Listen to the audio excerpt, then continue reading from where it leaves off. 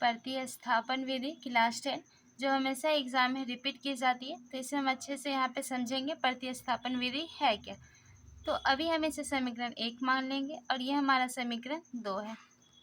अब हम यहाँ से समीकरण 1 लेंगे x + y = 14। अब हम क्या करेंगे, x का मान निकालना हमें, तो हम x को यहाँ रखेंगे बराबर 14, प्लस का चिन्ह इधर जाएगा तो माइनस का y, तो ये हमारा समीकरण 3 होगा।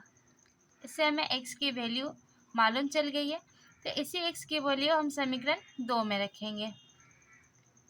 समीकरण 2 में x का मान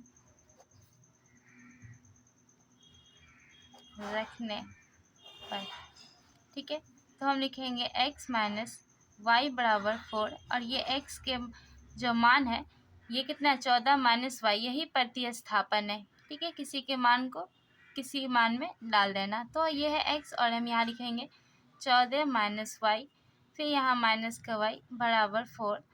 तो देखिए माइनस और माइनस -2y 4 और इधर लाएंगे प्लस का चिन्ह इधर आके माइनस में, तो यहाँ पे 2y और यहाँ पे अगर हम घटा दें 14 में से 4 तो हमें 10, बड़ा चिन्ह यहाँ पे माइनस का है तो माइनस, माइनस से माइनस कैंसिल, तो हमें y बराबर मिलेगा 10/2।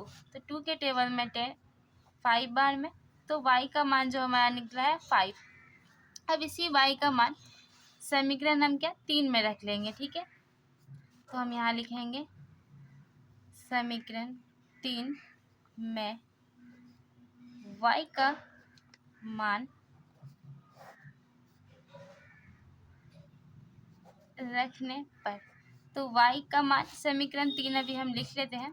तो समीकरण 3 जो हमारा है वो है x = 14 - y, तो हम लिखेंगे 14 और y का मान हमें मिला है 5, तो 14 में से 5 गया तो 9, तो x का मान भी हमें निकल गया 14 और y भी, तो x = 9 और y = 5।